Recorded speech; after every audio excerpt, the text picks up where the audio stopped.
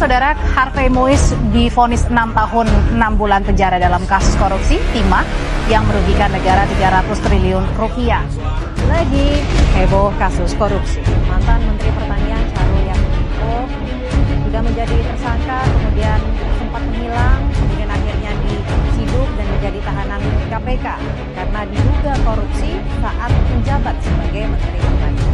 Ke Pengadilan Tipikor regulasi dan kasus yang terkait suap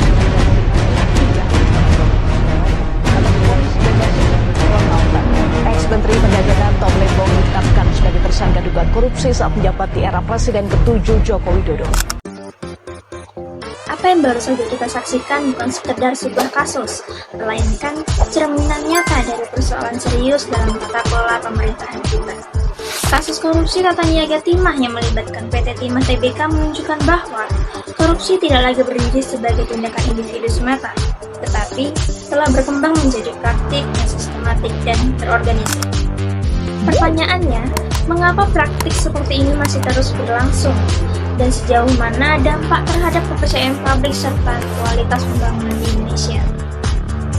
Melalui pembahasan ini, kita akan mencoba memahami korupsi bukan hanya sebagai pelanggaran hukum, tetapi sebagai persoalan struktural yang memerlukan solusi komprehensif di berbagai aspek. Saya Rahmayani Putri dengan NIM B1B1240079, mahasiswa program studi ilmu pemerintahan Universitas Jambi. Pada kesempatan ini, saya akan membahas dan menganalisis lebih dalam mengenai kasus korupsi tata niaga timah yang terjadi di wilayah Kepulauan Bangka Belitung dan melibatkan PT Timah Tbk sebagai aktor utama dalam sektor tersebut. Analisis ini tidak hanya berfokus pada kronologi kasus, tetapi juga akan mengkaji aktor-aktor yang terlibat, faktor-faktor penyebab terjadinya korupsi, serta dampaknya terhadap tata kelola pemerintahan. Selain itu, aku juga akan mencoba menawarkan beberapa rekomendasi solusi berdasarkan perspektif governance dan teori anti korupsi. Melalui analisis ini, diharapkan kita dapat memahami bahwa korupsi bukan hanya persoalan hukum, tetapi juga persoalan sistem dan tata kelola yang membutuhkan perbaikan secara akademik. Baik, dapat dideskripsikan dari alur kronologi korupsi tata niaga komoditas timah. Yang pertama, kasus ini berawal dari wilayah IUP milik PT Timah Tbk pada periode 2015 hingga 2022. Dalam prosesnya, oknum terkait membentuk perusahaan-perusahaan boneka sebagai sarana untuk menjalankan aktivitas di luar mekanisme resmi. Perusahaan-perusahaan ini kemudian melakukan penambangan timah ilegal di wilayah koneksi tersebut. Hasil tambang ilegal tersebut tidak langsung masuk ke sistem resmi, melainkan dikirim ke smelter atau peleburan milik pihak tersangka. Di sisi lain, PT Timah tetap menerbitkan surat perintah kerja untuk aktivitas pengolahan sisa hasil produksi, sehingga aktivitas ilegal tersebut seolah-olah terlihat legal secara administratif.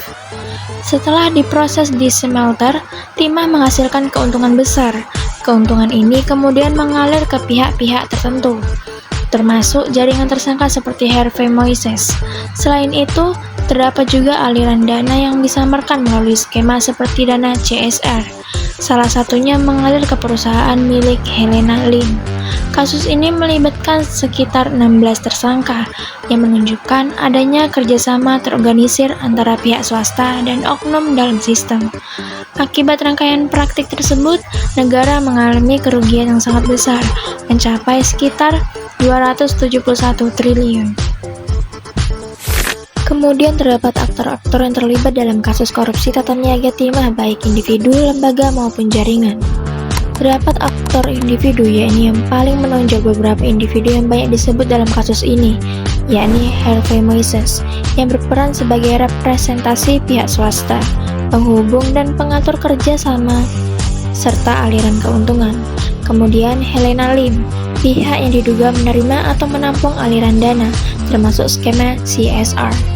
Sejumlah direksi dan penjabat internal PT Timah yang memberikan akses kebijakan dan legalitas administratif. Beberapa pemilik atau pengelola smelter swasta yang mengolah hasil tambang ilegal. Kemudian pada sektor lembaga, yakni pada PT Timah Tbk pemegang IUP dan aktor utama dalam tata kelola tambang, yang dimana digunakan untuk penambangan dan menyamarkan aktivitas ilegal. Kemudian smelter swasta, yakni tempat pengolahan hasil tambang ilegal. Kemudian ada pemerintah daerah dan instansi terkait yang memiliki kewenangan pengawasan dan perizinan. Kemudian pada sektor jaringan, yang dimana membuat kasus ini semakin besar, yakni pada jaringan negara, swasta, kolusi antara pejabat BUMN dan pengusaha, kerjasama formal dipakai untuk kepentingan ilegal. Kemudian jaringan perantara pada broker network, tokoh seperti Harvey Moises menjadi penghubung, mengatur aliran dana dan komunikasi antar aktor. Kemudian jaringan ekonomi ilegal, tambang ilegal tetap berjalan di wilayah resmi, dilindungi oleh oknum yang punya kewenangan. Terdapat faktor penyebab korupsi kasus tambang timah tersebut, yakni pada sektor struktural, konsentrasi kekuasaan di sektor SDA, tambah lemahnya transparansi, peluangnya penyalahgunaan besar. Kemudian pada kasus kultural, budaya patronase dan bagi-bagi keuntungan dianggap biasa. Kemudian di kelembagaan, dianggap pengawasan ini lemah, regulasi longgar dan akuntabilitas rendah. Intinya sistem lemah tambah budaya permisif hingga kontrol tidak efektif, lalu menyebabkan korupsi terjadi. Kemudian pada dampaknya kita dapat lihat yakni ada kerugian negara sangat besar, kerusakan lingkungan hingga kepercayaan publik menurun. Untuk itu, terdapat solusi dari berbasis governance dan anti korupsi menurut saya, yakni yang pertama ada good governance, yaitu perkuatan transparansi, akuntabilitas, dan partisipasi publik dalam pengelolaan tambang, termasuk di PT Timah Tbk. Kemudian, principal agent, yakni perketatan pengawasan, audit rutin, dan sanksi tegas agar pejabat tidak menyimpang. Lalu ada anti-corruption system, yakni integrasi data antar lembaga tanpa perlindungan whistleblower. Lalu ada informasi SDA, yakni digitalisasi izin dan tata niaga untuk menutup celah manipulasi. Intinya ada perbaikan sistem, perketat kontrol, dan buka transparansi. Sebagai penutup, dari kasus ini kita belajar bahwa yang berat itu bukan cuma kangen, tetapi juga kerugian negara kalau korupsinya sudah berjamaah.